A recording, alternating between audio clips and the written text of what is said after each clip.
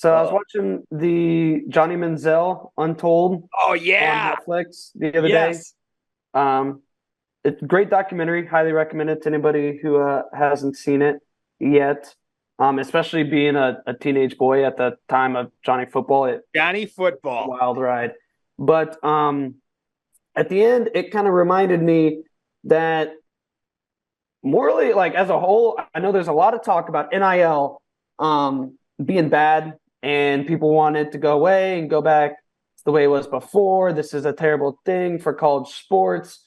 But the fact that Johnny Manziel couldn't make a dime off of his name, and you see the numbers that Texas A&M brought in, that they I brought on man, billions of dollars to their university, like in 1 year, just right after the crazy Johnny Football Heisman year.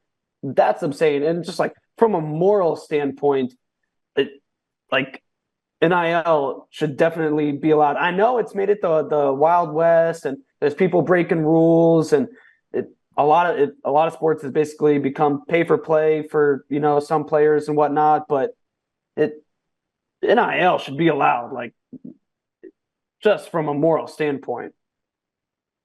I Yeah, I mean agree. he was making a ton for the university. I mean, I just think that the first thing is it's got to be if you transfer. I mean, and this is in the same realm, anyways. If you transfer for whatever reason, you lose a year. Plain and simple. Make it easy. With that. I don't like that either. What if a coach leaves? That's the way it goes. Like you're not going to find a perfect system. And here's the reality too. I would throw this in there too, guys. These coaches don't. At least when it comes to wrestling, when it's what if the coach leaves? I'd be curious to see the top 15 programs in college wrestling and how many times the coach leaves. Like it doesn't happen often. And you're not going to find a perfect system, but that's like sometimes things happen. But the overall, it would make things a lot better overall. Hey, if you're going to transfer, that's fine. You lose a year. Like it's got to happen.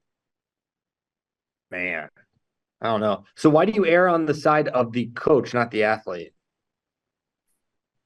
What's that?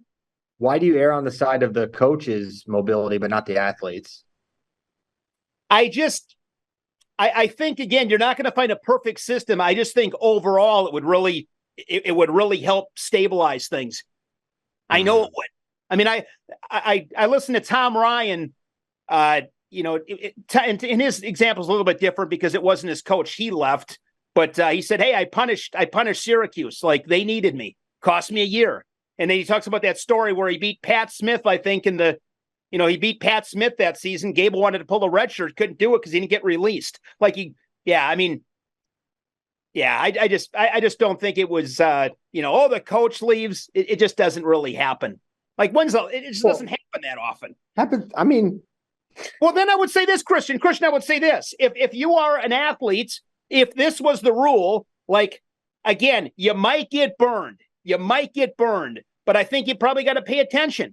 I mean, you got a young coach. I'm just making a hypothetical example here. You got a young coach. Talking about 17-year-old kids, 16, 17-year-old kids to pay attention. They don't pay attention. They're freaking still dummies. So you guys would disagree? Shane, the coaches lie. What if the coaches lie to them and misrepresent what they're going to get when they get there? Yeah, that's unfortunate. I mean, sometimes things just happen. It sucks. I get it. I mean, if that I strongly disagree because I think lots of times these college coaches, they're not fully forthcoming with all the details of their program, and the kids are painted up maybe a much rosier picture than what they get when they get there. And you're asking a 16 and 17-year-old kid to make a decision in 3 days. Don't make a decision when you're that's what they do. That's all they got. They got a internship. They're there for 48 hours.